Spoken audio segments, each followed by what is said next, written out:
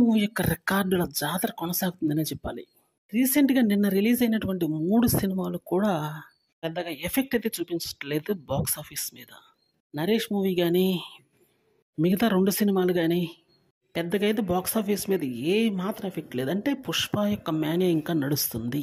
ముఖ్యంగా చెప్పుకోవాలంటే బాలీవుడ్‌లో ప్రభంజనం ఇప్పట్లో ఆగేలా లేదు, తగ్గేలా లేదు. ఇప్పటికీ 1600 కోట్ల క్లబ్‌లో చేరినటువంటి ఈ మూవీ 1810 కోట్లు గాని రాబడితే 'బాహుబలి' రికార్డ్‌ని అయితే బ్రేక్ చేస్తుంది. 2020 కోట్లు గాని రాబడితే 'దంగల్' మూవీ యొక్క రికార్డు కూడా బ్రేక్ అవుతుంది.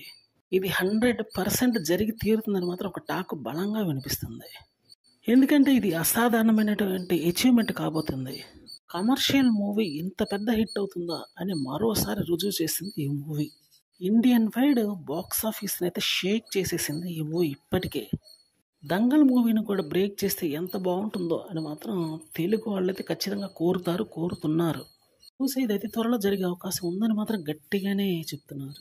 ముఖ్యంగా బాలీవుడ్ నుంచి హ్యూజ్ రెస్పాన్స్ అయితే వస్తుందన్నమాట. పైగా క్రిస్మస్ దగ్గరలో ఉంది కాబట్టి మళ్ళీ అరాచకం సృష్టించే అవకాశం ఉంది ఒక 2-3 రోజులు. వీటన్నిటి నేపథ్యంలో 'బాహుబలి' రికార్డ్ బ్రేక్ చేయడం పెద్ద కష్టమేం కాకపోవచ్చు.